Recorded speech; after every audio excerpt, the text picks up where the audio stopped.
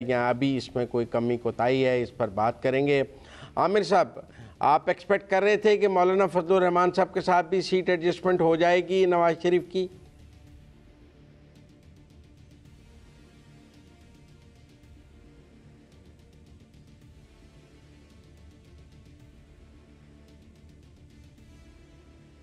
मेरा ख्याल है आमिर साहब नहीं है हमारे साथ। नसीम साहब, आपको अंदाज़ा था कि मौलाना फजलुर रहमान साहब से एक ही मुलाकात में सीट एडजस्टमेंट, इकट्ठा चलना, सब कुछ का ऐलान हो जाएगा? जी जी बिल्कुल मुजम्मिल साहब, मुझे इसकी पूरी उम्मीद थी, क्योंकि जब आप देखें कि पीटीआई की गवर्नमेंट थी और चेयरमैन इमरान खान साहब मद्दे मुकाबिल थे, तो तमाम पार्टियां मिली, पीडीएम बनी, इस्टेब्लिशमेंट साथ मिली, तो उनकी हुकूमत गिराई गई। और अभी भी यही है कि पीटीआई चेयरमैन जेल में मौजूद है, लेकिन उनका खौफ इतना ज्यादा है कि इलेक्शन में तो मुकाबला नहीं किया जा सकता, क्योंकि जितने भी सर्वेज हो रहे हैं उसमें आपने देखी है कि 75 से 80% तक पीटीआई की पॉपुलैरिटी है। तो बात यह कि नवाज शरीफ साहब नून लीग पाकिस्तान की एक बहुत बड़ी जमात रही है, बड़े पॉपुलर लीडर थे नवाज शरीफ साहब, 3 दफा के वजीर आजम है, लेकिन इस दफा इलेक्शन में इन तमाम जमातों को कुछ ना कुछ खौफ नजर आ रहा है। और जिस तरह मुलाकातें करवाई गई, जिसका हवाला आपने भी दिया कि बलूचिस्तान में, आपको पता है कि बलूचिस्तान में किस तरह गवर्नमेंट टॉपल करनी हो, सेनेट का चेयरमैन लाना हो, तो बलूचिस्तान को बड़ा इस्तेमाल किया जाता है। और शायद इसी के ऊपर पीपल्स पार्टी की नाराजगी भी है कि वो समझ रहे थे कि बलूचिस्तान से इलेक्टेबल्स या हमारे साथ मिला दिए जाएंगे। तो बिल्कुल ये इलेक्शन की तैयारी नहीं हो रही। एक जिस तरह अदम एतमाद में लोगों को इकट्ठा करके एक हुकूमत बनाई गई थी, अभी भी वही सारा सिनेरियो चल रहा है कि इलेक्टेबल्स, यानी कि कोशिश हो रही है कि किस तरह जो है वो नंबर गेम जो है उसको पहले से मुकम्मल कर लिया जाए, उसके बाद इलेक्शन करवा दिए जाए और फिर उसके बाद नवाज शरीफ साहब को हुकूमत सौंप दी जाए। तो मुझे बिल्कुल उम्मीद थी कि उनकी अभी जो है वो मुलाकात फजल रहमान से भी होगी, बाकी जो पीडीएम की जमातें हैं उनसे भी होगी, और तरीकेकार ढूंढा जा रहा है कि किस तरह इलेक्शन लड़े बगैर जो है वो हुकूमत बनाई जाए। और नवाज शरीफ साहब का कद सियासत में मुझे बहुत ही छोटा नजर होता हुआ नजर आ रहा है, क्योंकि वो तो बहुत पाए के लीडर है, पाकिस्तान के बहुत बड़े लीडर रह चुके हैं, लेकिन मेरे ख्याल से अब आवाम में जाने वाला मामला जो है वो बहुत पीछे रह गया। क्योंकि पहले बहुत बड़े बड़े जलसे नवाज शरीफ साहब किए करते थे, हमने देखा कि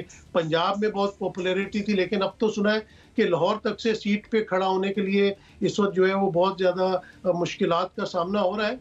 तो बिल्कुल इन चीज़ों की उम्मीद थी, और देखें आने वाले दिनों में ये चीज़ें किस तरह आगे बढ़ती हैं। पीपल्स पार्टी की भी बहुत ज़्यादा रिजर्वेशन है, बिलावल भुट्टो जरदारी साहब या पीपल्स पार्टी ये सोच रही थी कि हमें बलूचिस्तान मिल जाएगा, कुछ साउथ पंजाब के हम इलेक्टेबल्स ले लेंगे, कुछ सीटें खैबर पख्तूनख्वा से निकलेंगी, तो कोई ना कोई इस तरह की डायनामिक्स बनाई जाएगी ताकि वो हुकूमत बना सके। और नून लीग को तो पूरा पंजाब के ऊपर एक नाज होता था, और वो पंजाब से इतनी सीटें निकालते थे कि उनको दूसरे सूबों की सीटों की जरूरत ही नहीं पड़ती थी, और वो पंजाब में भी गवर्नमेंट बनाते थे और उन्होंने वफाक में भी हुकूमत बनाई है।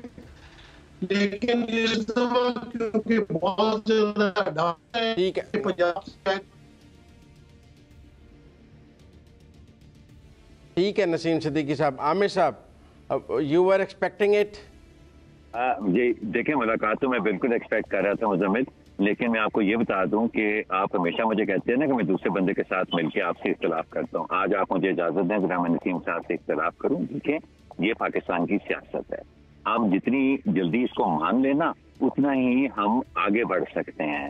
ये इस तरह की ताने तरह करना कि जी वो उनको बुलाया जा रहा है या उनसे मुलाकातें कराई जा रही हैं या ये चीज बनाई जा रही है और उनको इंतखाबात के बगैर इलेक्ट कराया जा सकता है। देखिए, हर इलेक्शन पाकिस्तान में ऐसा ही होता है, हर दफा हम यही चीजें देखते हैं, और हर पॉलिटिकल पार्टी को भी पता होता है कि अगर वो इलेक्शन में जा रहे हैं तो फिर उनको इसी तरह के मसाइल का सामना करना पड़ेगा। और पाकिस्तान में सियासत करने का मतलब यही है कि इसी तरह की मुश्किलात से आपको निपटना पड़ता है। अब आ जाएं आप इधर इनकी जो मुलाकात हुई है। देखिए, मेरे लिए ये बहुत ही ज्यादा इंटरेस्टिंग मुलाकात है, और उसकी वजह मौलाना फजलुर रहमान की अपनी सियासत है। मौलाना फजलुर रहमान अपनी सियासत का अरूज जो है वो माजी में देख चुके हैं। 2002 में जब एक MMA बनाई गई, जिसका वो बहुत बड़ा हिस्सा थे, और ना सिर्फ उसको 45 सीटें नेशनल असेंबली में मिल गई बल्कि उनको एक खैबर पख्तूनख्वा में अपनी हुकूमत बनाने का मौका भी मिल गया। उसके बाद के 3 इलेक्शन अगर आप देखें, एक में 7 जो उन्होंने MMA के तहत लड़ा, फिर उन्होंने JUIF के प्लेटफॉर्म पे 2013 का जो इलेक्शन लड़ा उसमें भी कोई 10 सीटें उनको मिली। फिर उसके बाद दोबारा MMA बनाई गई 2018 में, उसके अंदर भी उनको 12-13 सीटें मिली। अब मौलाना फजल रहमान की अपनी सियासत सिर्फ अपने लिए है, और मैं समझता हूँ कि अभी तक उनका दिल जला हुआ है। जो उनके साथ सदारती इंतखाबात में 2018 में हुआ है, जरदारी साहब से जो उनकी नाराजगी चल रही है, वो अभी तक वो भूले नहीं है। तो मेरा ख्याल है कि ये मुलाकात जो है ये इंतखाबी सीट एडजस्टमेंट के इंतखाबी अलायंसेस के हवाले से इतनी अहम नहीं है जितना मौलाना फजल रहमान साहब की पर्सनल सियासत के हवाले से ये अहम है, क्योंकि मैं नहीं समझता हूँ कि वो पंजाब और सिंध के अंदर तो वो कोई मेजर पॉलिटिकल प्लेयर है नहीं।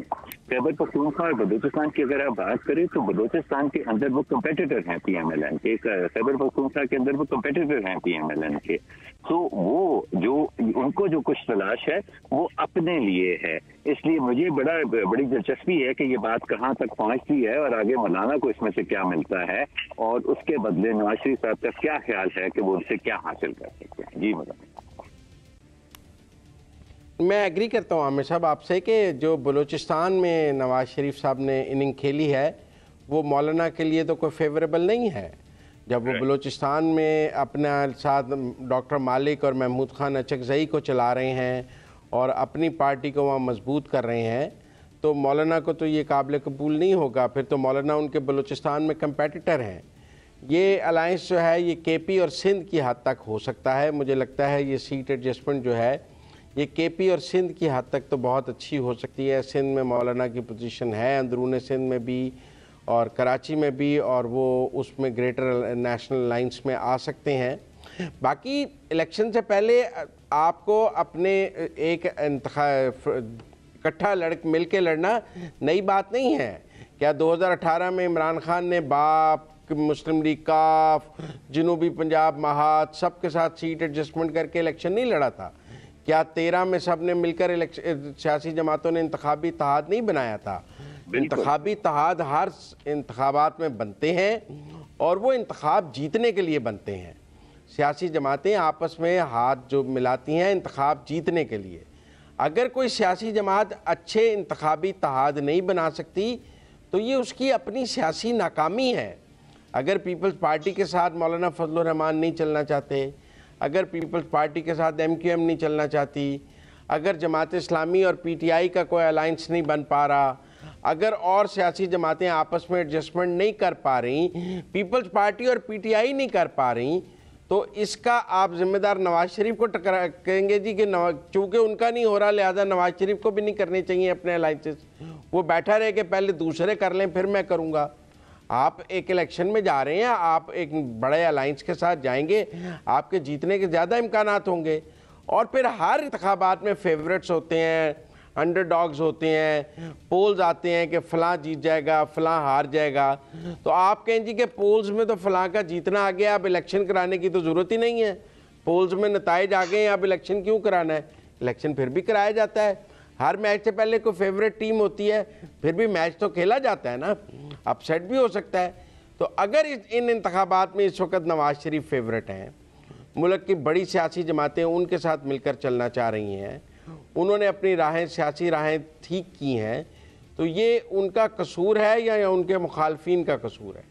अगर पीपल्स पार्टी ने मौलाना फजल रहमान के साथ अच्छा सलूक नहीं किया हुआ, MQM के साथ अच्छा सलूक नहीं किया हुआ, अगर इमरान खान ने मुल्क की सारी सियासी क़यादत को गालियाँ निकाली हुई हैं और कोई उनके साथ बात करने को तैयार नहीं, तो इसका कसूर नवाज शरीफ को दे दिया जाएगा कि वो अब चूँकि वो किसी को गाली नहीं निकालता, उसने किसी के साथ दरवाजे नहीं बंद किए हुए, तो वो अब क्यों बना रहा है?